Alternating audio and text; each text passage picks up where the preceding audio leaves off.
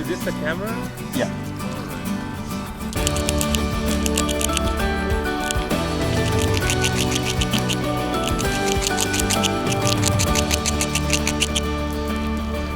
Okay, nice weather today. I thought I'd take some time to basically talk about things like the basic and advanced drone certificates and which one you should get, because some of you guys had questions about that and you're still confused.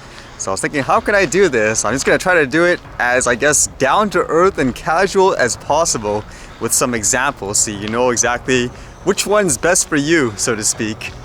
So as of June 1st, 2019 of this year, you basically have to register your drone if you want to fly it legally. And a lot of people are kind of using the fear of, if you don't, you could get fined up to $5,000, for example, unless your drone weighs under 250 grams. So if it's under that weight threshold, you're free to do whatever you want, but obviously with common sense, just like anything else in life. Like if you're flying it in the middle of nowhere or in a field and you're not bothering anyone, so to speak, then it should be okay. Start being a moron with it, run it into people's heads, for example, because you think it's a great prank, then obviously you'll get in trouble, just as if you, say, picked up a rock, for example, and started throwing it at people.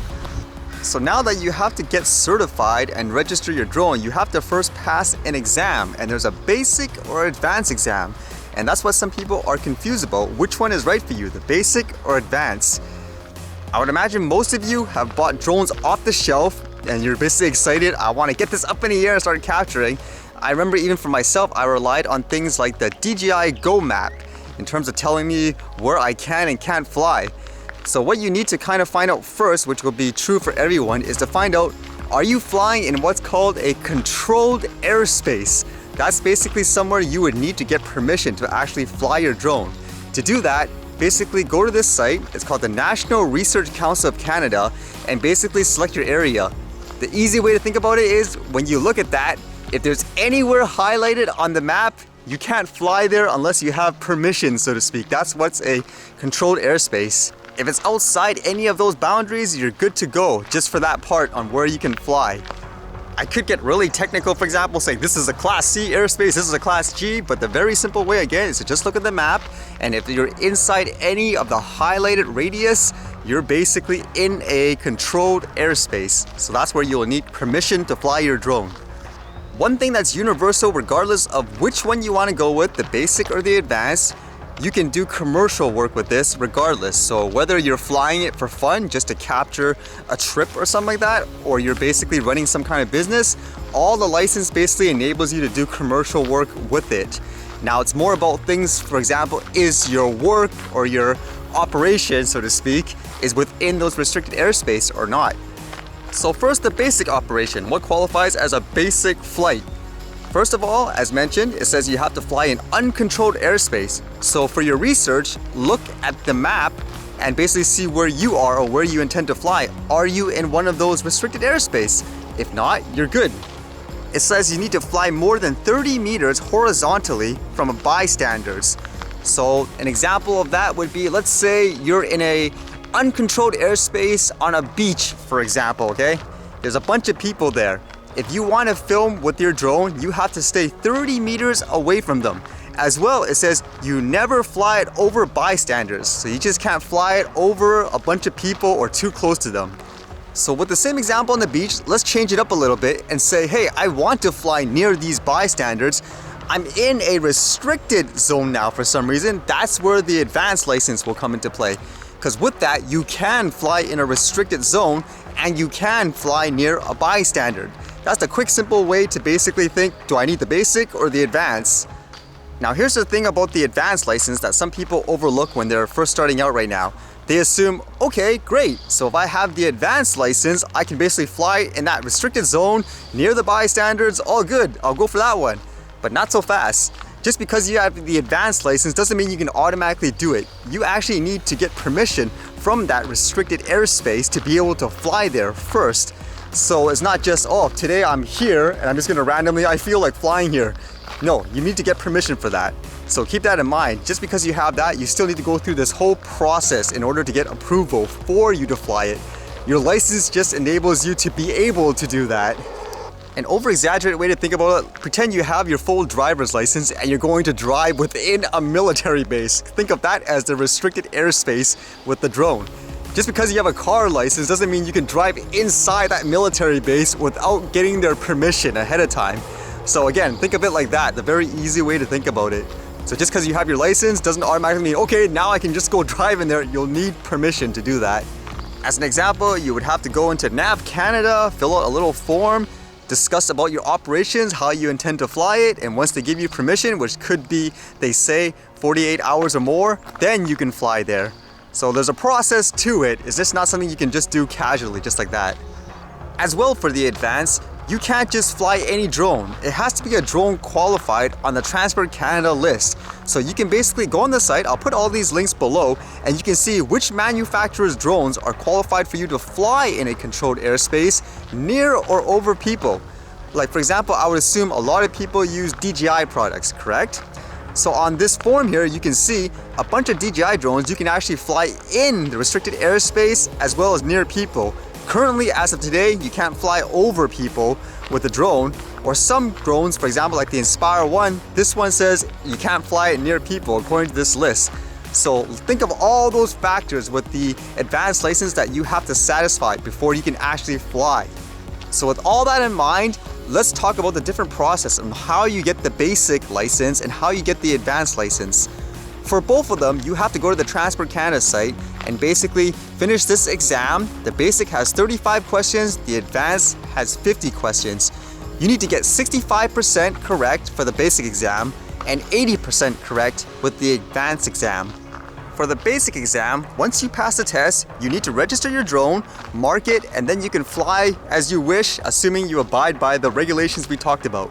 For the advanced exam, once you pass that, you actually still have to go in and do an in-flight review. And this is currently done through places such as a drone ground school, for example. They'll have people who can do an exam on you.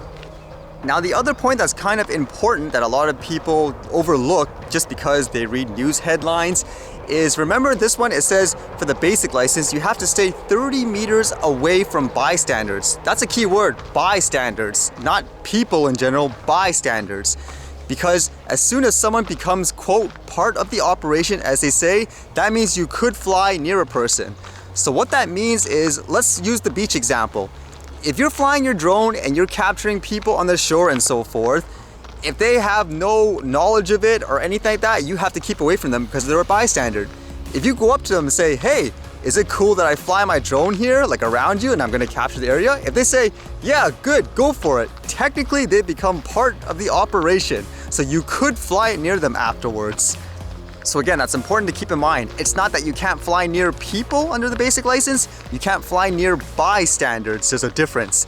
If you can turn those bystanders into active participants, I guess you could say, or part of your crew, then you can fly near them.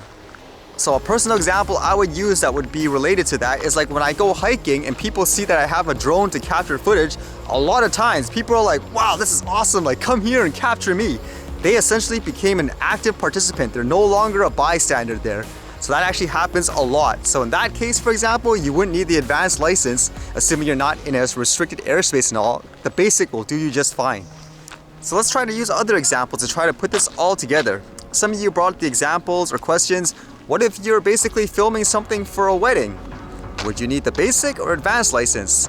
Let's set up the scenario. Let's pretend you're in a uncontrolled airspace. Your intent is to use a drone to capture aerial shots of the wedding party, everybody involved, of the whole event. You're going to be flying near them and over them. Which license would you need, do you think, right now, based on everything we said? Now, in that scenario, if you actually got permission from the wedding party and everybody in attendance that it's cool that you're flying the drone and all that, and they're aware of it, they agree with it, you can actually do the whole thing there with just a basic license. Because that's, again, the important thing to differentiate things from a bystander to people. That is basically for people who are not involved in any way of your operation. But here, everyone knows it's there and they're cool with it. So you can fly over them, near them. You're in an unrestricted airspace. All you need is the basic license. You don't need to go through the advanced license there. When would you need the advanced license in that scenario?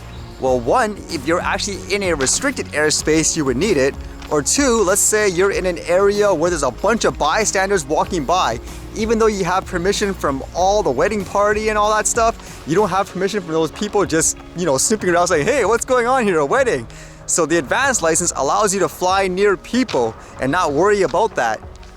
For both of the licenses as well, they share a similar trait where when you're flying your drone, you have to keep visual line of sight of it. So easy way to think about it again is just literally you have to be able to see where it is. You can't fly it from here, for example, and fly it 2 kilometers away and bring it back.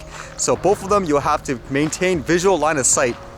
That also means you can't have anything that obstructs your view. For example, having first-person view goggles, even though you can see the view in plain sight in front of you through the goggles, technically it's covering your eyes, so you can't basically do that. Unless you have what's called a visual observer, which essentially is just someone being your extra set of eyes. I personally think it's a little silly anyways, just based on how some people, they're flying literally like a quote toy drone, like with the FPV goggles, just like in a field, maybe 5 meters in the air. That's just the way it is currently. There's other common traits too with both of the license. For example, you can only fly 122 meters in the air. As well, you can't fly in what they say is advertised events. So think of it as like an outdoor concert. Even if you're in an unrestricted airspace, or let's just say even you have the advance, you can fly near people, you can't do that actually without getting further permission. So you may be saying, what? That's ridiculous. Like, how would you do that now? Well, there's another process where let's just say you want to fly over 122 meters. You want to fly like, 3 kilometers away at these events. There's something called an SFOC, which is a Special Flights Operation Certificate. That's probably going to be beyond what most of you need, but it might be actually interesting for foreigners if you want to come into Canada and use a drone. So as it says straight on the site here, it says an SFOC gives you permission to operate your drone outside the rules for a specific purpose. So some points on how they describe this formally, it says you want to fly your drone outside of the rules for basic or advanced operations. You are not a Canadian citizen, permanent resident of Canada, or a corporation incorporated by or under the laws of Canada or a province. So very simple way to think about this one. Just consider this as the other category where you can pretty much do anything you want if they approved it in your application. So again, if you wanted to fly like 5 kilometers away and come back, this will allow you to do that. If you want to fly over, some huge event where there's hundreds of thousands of people all over the place, you want to fly over them and so forth, if they approved it with your application, then you can do that. That also means you'll have to do the work to actually get them to approve you. So you can't just say, hey, I want to fly here today. It's like, okay, what's your plan? So it'd be like, for example, filming a movie. If you want to film in the middle of downtown over all these people and so forth, you have to come up with a plan. Like, there's going to be a guy here, you're going to lock off this kind of perimeter and so forth. So you have to come up with everything like that. So does that make sense in terms of whether or not you want the basic or advanced?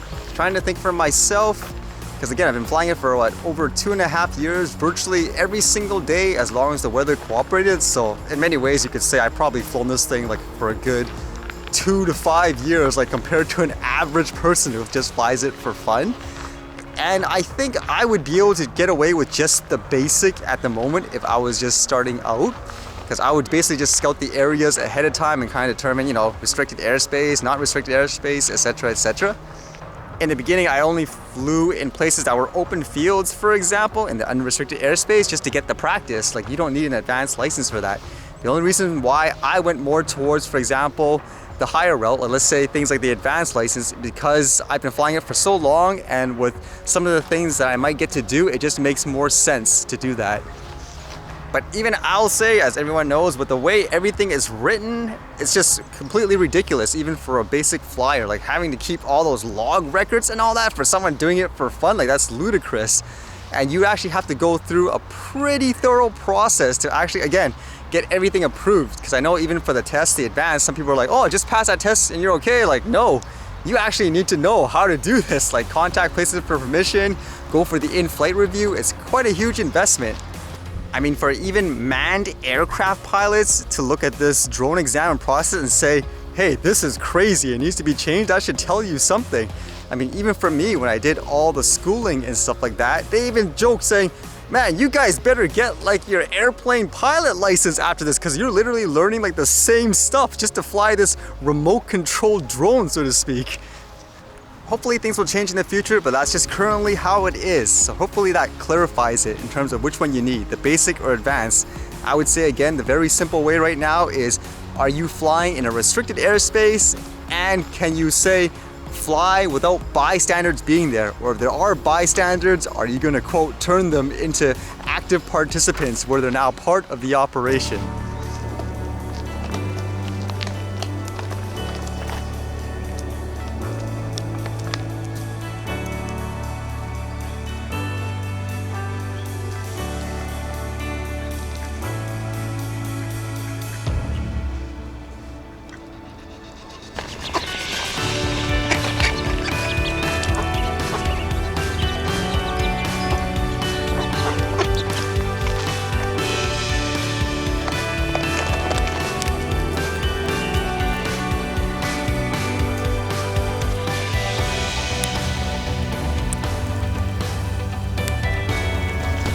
See how that looks on camera? Oh, there's no preview on it. Oh, okay. Yes.